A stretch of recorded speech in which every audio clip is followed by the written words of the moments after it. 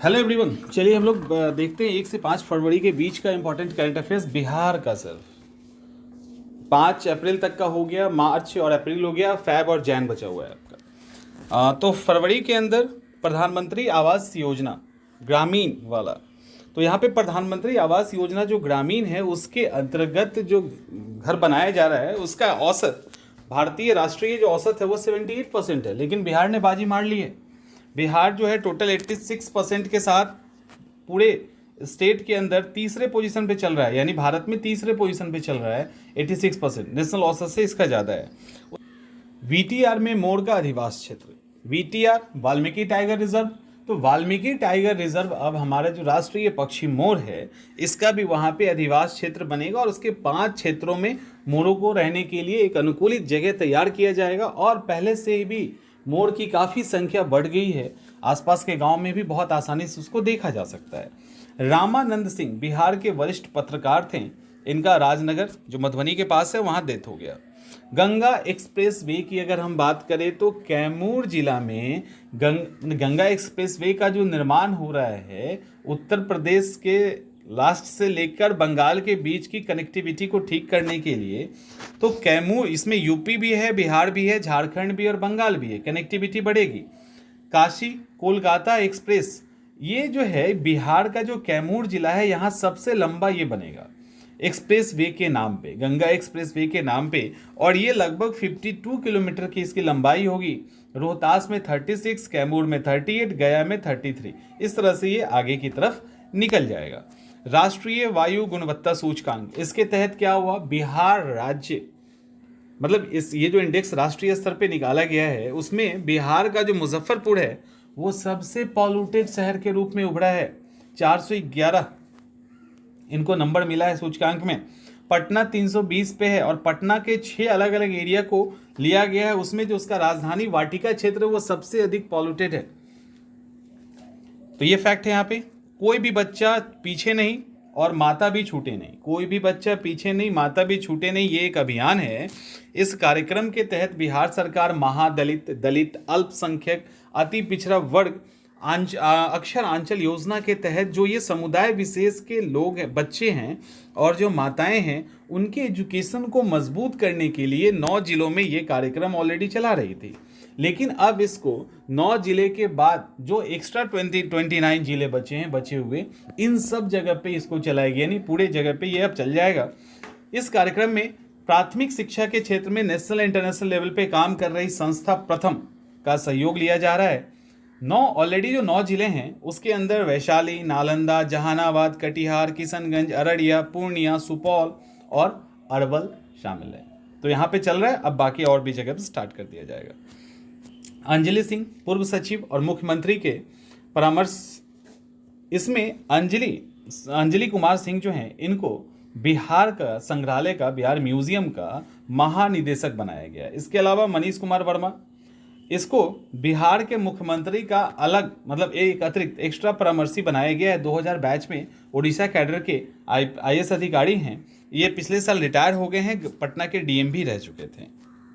कर्मचारी राज्य बीमा निगम, इसका जो औषधालय है ना वो अब सभी राज्यों में खुलेगा, सभी जिलों में खुलेगा बिहार के। अभी टोटल 16 जिले में है, जो बचे हुए 22 जिले हैं यहाँ पर भी खोलने का निर्णय इसी के बैठक में लिया गया है। पंडित जवाहरलाल नेहरू की जो प्रतिमा आप देख रहे थे वो अब हटा दिया जाएगा। पंडित जवाहरलाल नेहरू की जो प्रतिमा है वो जो पटना के रेलवे स्टेशन के पास जो गोलंबर है ना रोड का, वहाँ पे था, उसको वहाँ से हटा दिया जाएगा। हटा के उसको लेके कहाँ जाया जाएगा, तो बेली रोड पर जो विश्वेश्वरैया भवन है उसके पश्चिम में कोई जगह खाली है, वहीं पे इसको लगाया जाएगा। इसका लॉजिक कारण ये है कि वहाँ पे मेट्रो का एक इंटर एक्सचेंज स्टेशन बनना है, जहाँ पे कॉरिडोर 1 और कॉरिडोर 2 की जो मेट्रो है वहीं से क्रॉस करेगी, तो उसके कारण वहाँ से उसको हटाना पड़ रहा है। लिली रे की बात करें तो एकदम से याद रखिएगा लिली रे को। लिली रे मैथिली साहित्यकार हैं। लिली रे को मैथिली साहित्य में 1983 में प्राइज भी मिल चुका है, साहित्य अकादमी पुरस्कार भी मिल चुका है उनके किताब मरीचिका के लिए। 26 जनवरी 1923 में मधुबनी में इनका जन्म हुआ था। मरीचिका के अलावा कई सारे उपसंहार, जिजीविषा, रंगीन पर्दा, लाली गुरैस, इन सब के लिए भी इन्होंने लेखन किया है। ये अभी अब आजकल जो हैं वो अपने पति हरेंद्र नारायण राय, ये एक अच्छे डॉक्टर हैं, उनके साथ दार्जिलिंग में रह रही थी और लीला डे का डेथ हो गया। विराट रामायण मंदिर का निर्माण कहाँ हो रहा है? तो पूर्वी चंपारण में। पूर्वी चंपारण में भी कहाँ? तो केसरिया में। केसरिया वही जगह है जहाँ सबसे बड़ा बौद्ध स्तूप मिला है। वहीं पे 100 एकड़ में ये मंदिर बन रहा है और इसी मंदिर के पास से अयोध्या से जनकपुर जाने वाली जो राम जानकी मार्ग है, रूट है, वो इसको टच करते हुए जाएगा। इस मंदिर की ऊंचाई 270 फीट, लंबाई 1080 फीट, चौड़ाई 540 फीट है।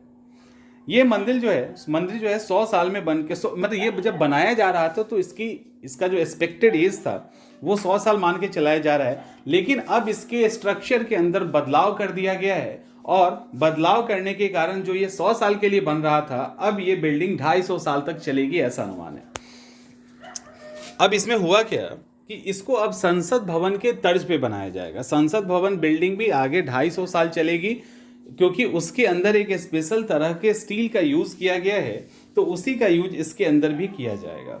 लोक निर्माण विभाग के पूर्व महानिदेशक जो हाल ही में रिटायर्ड किए हैं, पूर्व महानिदेशक विनीत कुमार जायसवाल को इसी विराट रामायण मंदिर का मुख्य परामर्शी बनाया गया है। ये वही हैं जो संसद भवन के निर्माण में भी महत्वपूर्ण भूमिका निभाए थे। इसके अलावा power grid corporation of India के पूर्व सीएमडी आरपी सिंह को भी इसके अंदर शामिल किया गया है। जो निर्माण समिति है उसके अंदर शामिल किया गया है। तो ये फैक्ट पूरा का पूरा आपको ध्यान रखना है। सारण जिला है ना, सारण का जो कालू घाट है वहाँ पे कार्गो टर्मिनल बनेगा। भारतीय अंतर्देशीय जलमार्ग प्राधिकरण की तरफ से गुवाहाटी से कनेक्ट किया जा रहा है और बिहार में कालू घाट पर टर्मिनल बनेगा। 24 महीने के अंदर इसको तैयार कर लेना है। बिहार का पहला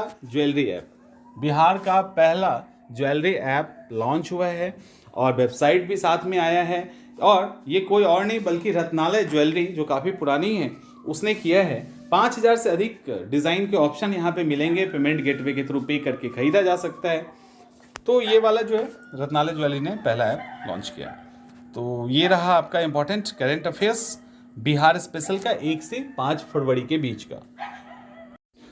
हेलो एवरीवन, चलिए हम लोग देखते हैं 1 से 5 फरवरी के बीच का इम्पोर्टेंट करंट अफेयर्स बिहार का। सिर्फ 5 अप्रैल तक का हो गया, मार्च और अप्रैल हो गया, फैब और जैन बचा हुआ है आपका। तो फरवरी के अंदर प्रधानमंत्री आवास योजना ग्रामीण वाला, तो यहाँ पे प्रधानमंत्री आवास योजना जो ग्रामीण है उसके अंतर्गत जो घर बनाया जा रहा है उसका औसत, भारतीय राष्ट्रीय जो औसत है वो 78% है, लेकिन बिहार ने बाजी मार ली है। बिहार जो है टोटल 86% के साथ पूरे स्टेट के अंदर तीसरे पोजीशन पे चल रहा है, यानी भारत में तीसरे पोजीशन